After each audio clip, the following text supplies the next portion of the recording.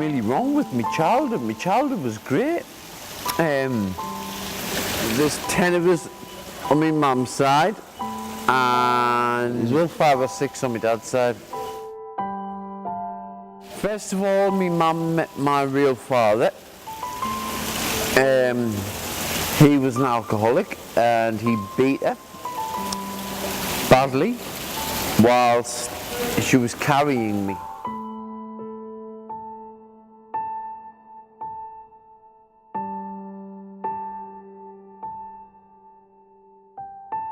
The day came when I popped out and I had red hair and he didn't like it. He wanted all of his kids to be dark haired and all that sort of stuff. The only thing I got from him was his eyes and his facial shape.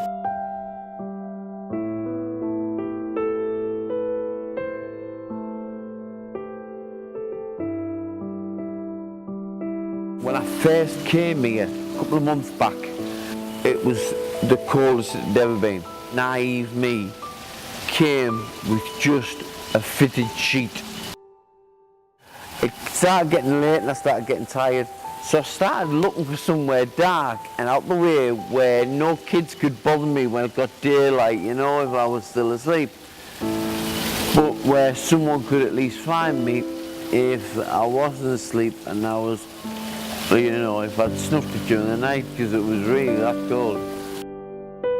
I had to leave the small village I was staying because somebody had got a hold of my bank card and got loads of drug credit in my name. What they say is, look, if I leave my bank card, will you do us until so-and-so time? I'll come back with my bank card, you can come with me, we'll go get the money, I'll pay you back. It started with cannabis when I was 16. Now everybody will try and tell you that cannabis isn't the beginning of the end. They'll always try and tell you that cannabis is not the stepping stone for all of the drugs. Well, I'm here to tell you that it is.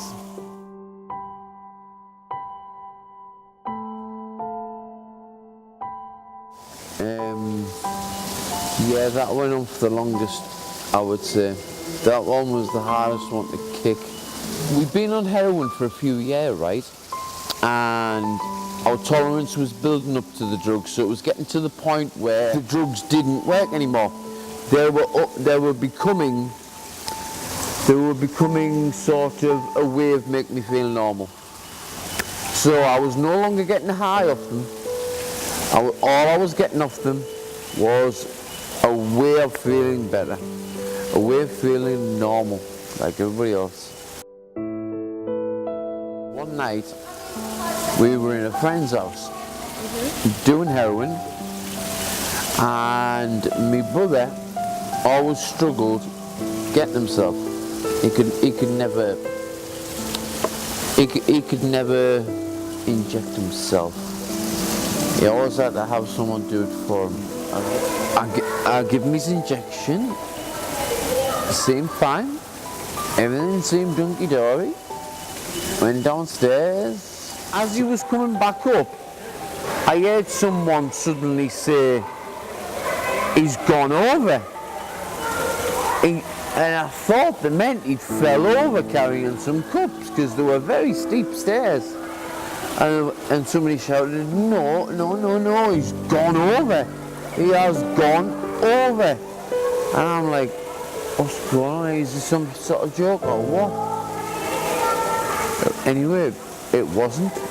My worst nightmare had come true. You know?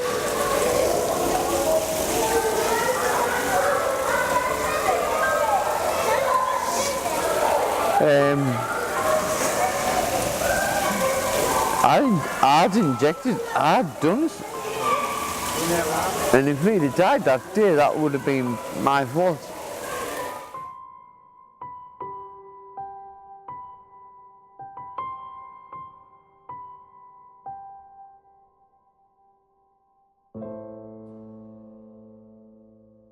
So basically I walked out of one of the entrances and I'm walking to the side of the hospital and I noticed a little cut through to some steps that you could sort of get up and get further and further up, and I get as far up as I could, just about to walk to the end of the balcony, and I remember saying this to myself: I'll never ever forget these words that went through my head at the time. I always remember them. In my head I says to myself, whatever you do, don't hesitate, don't stop, and don't think about it. Just do it.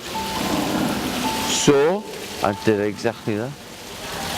I literally just walked, stepped, and just stepped off it. At the time, I didn't see it as it would have been a bad thing if I had killed myself, you know.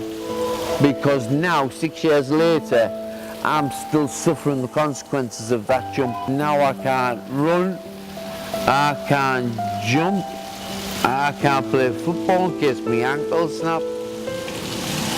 It's absolutely crazy. How many kids do I have? That I know of, 3. My oldest 2's mum, my ex. I was with her for 10 years.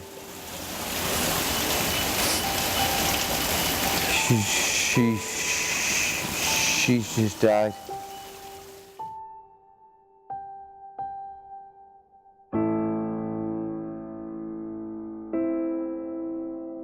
I was sat in the tunnel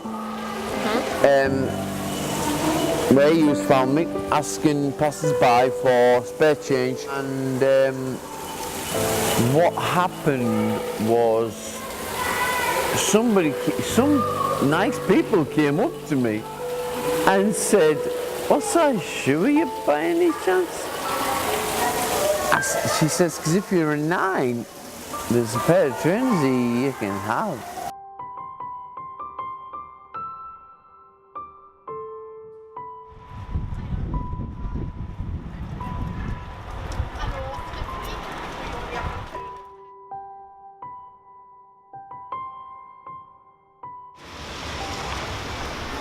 Spare change please for a B&B.